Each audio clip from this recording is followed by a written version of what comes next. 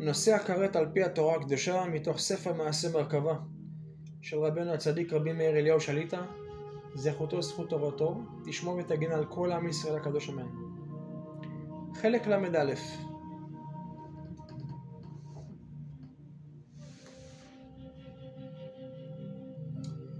ועיין למערכו רבי חיים ויטל בשאר הכוונות ריש דרושי ראש שנה, שכתב בזה הלשון: גם נרצה על דרך אני חיים, כי גם אני שמעתי ממורי ז"ל כי העושים תענית ד' פעמים בכל שנה, ג' ימים רצופים הם ולילותיהם, שהם קודם ראש שנה וקודם יום הכיפורים וקודם 10 בטבת וקודם י"ז בתמוז, אף אם לא עשה רק פעם אחת בשנה בכל ימיו יספיק, ואין צריך לעשותה בכל שנה ושנה, אבל אינו מספיק רק לבטל מעליו מה שגזר לבוא עליו בעולם הזה לסיבת עוונותיו, אבל עונש עולם הבא אינו נמחל בזה.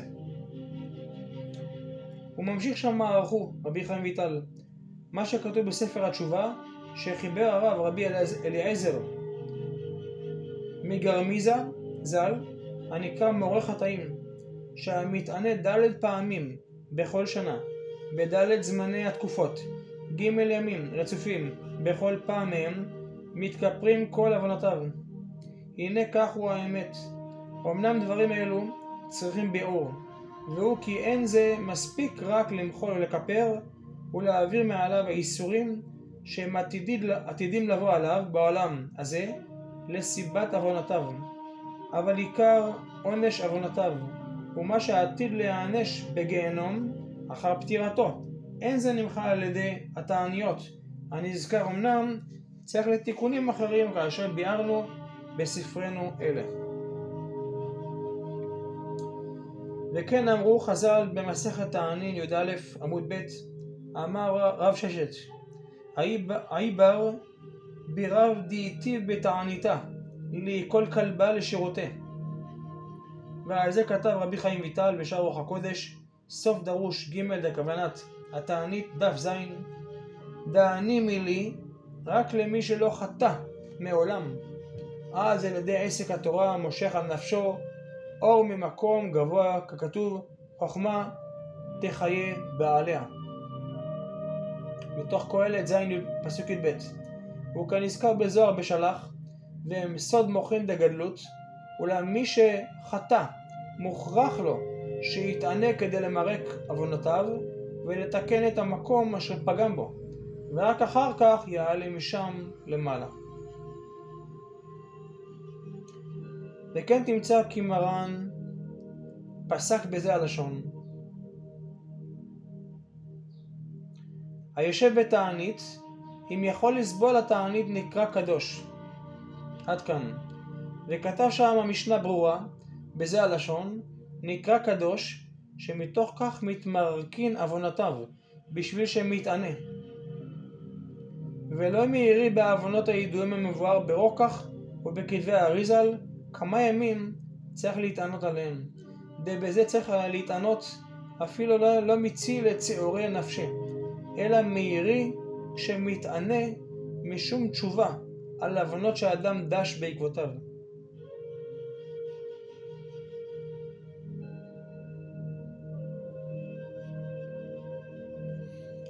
ולא תסבור כי נעלמה ממני תשובת הגאון בעל זרע האמת, שכתב להשיג על דעה זו: דקלה היא דאמרינן, דאין לתלמיד חכם להתענות, היינו בסתם, אבל אם ידוע שחטא בכמה דברים יש לו להתענות אף על פי שגורם לו למעט בלימודו.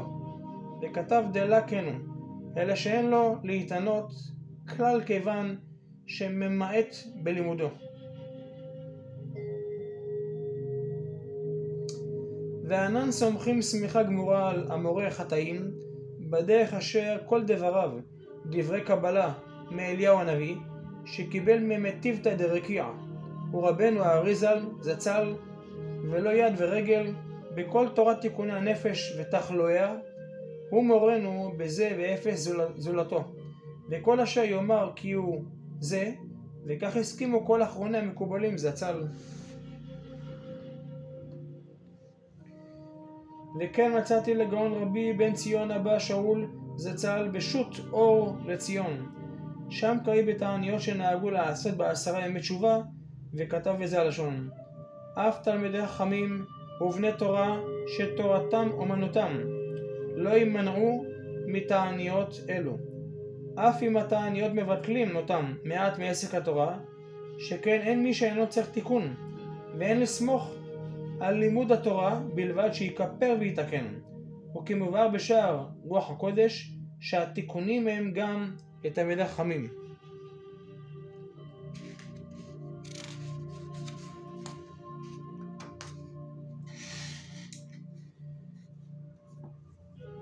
וכותב העריך בזה בספר ראשית חוכמה.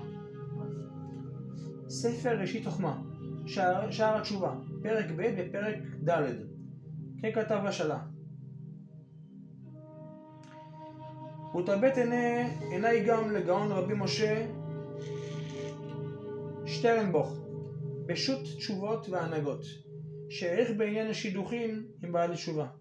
ובתח דבריו כתב בזה הלשון: בבן תורה שיש כאן ליבון ויצאו כל המידות הרעות שנשרשו בו ונתקדש בקדושת התורה שאין כמוהו, וחס שלום לערער שנשאר בו טומאת בית אבות, וכל המקורות שהביא היינו באדם בלי תורה. אבל ברגע שבעל תשובה מקבל על עצמו עול תורה, הכל פורח והולך והוא ככל ישראל.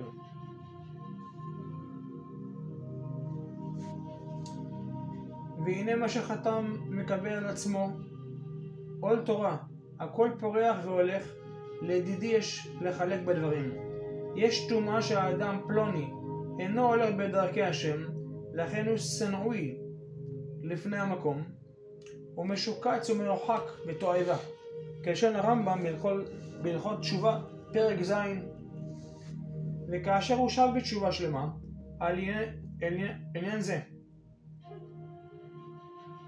על עניין זה לבד אפשר לומר הכל פורח והולך לו, וכלשון הרמב"ם שם: והים הוא אהוב ונחמד וקרוב וידיד.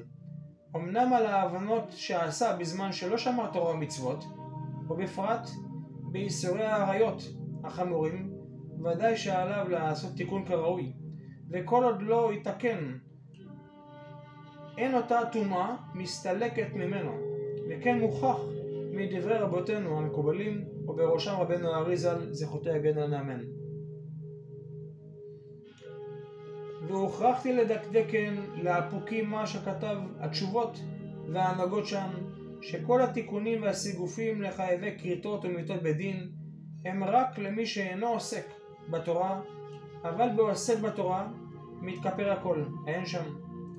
ודברים אלו הם הפך דעת רבנו האריז"ל ורבותינו המקובלים הנמשכים אחריו, והגם שהובאו שם בשם הגר"א עדיין יש להתיישב בהם, שהם סותרים את קבלת האריז"ל, שכל הרוצה לתקן את הפגם בשורש מוכרח לתיקוני האריז"ל ואף תלמידי חכמים.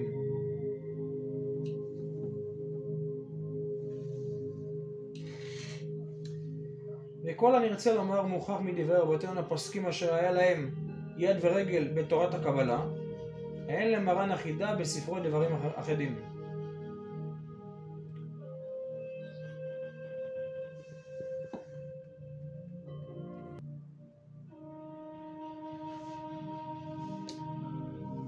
המסקנה העולה היא שדווקא סדר תיקוני ההבנות המובאים בדברי רבי חיים ויטל בשם אורו הגדול רבנו רבי יצחק לורי אשכנזי האריז"ל הם המתקנים בעליונים ומצילים אותו מגיהנום וגלגולים, כי על ידם מחזיר החוטא את כל הבחינות שנפגמו בחזרה לשורשם העליון, כמו שביארתי אומר הרב יותר לקמם בגלגל י'.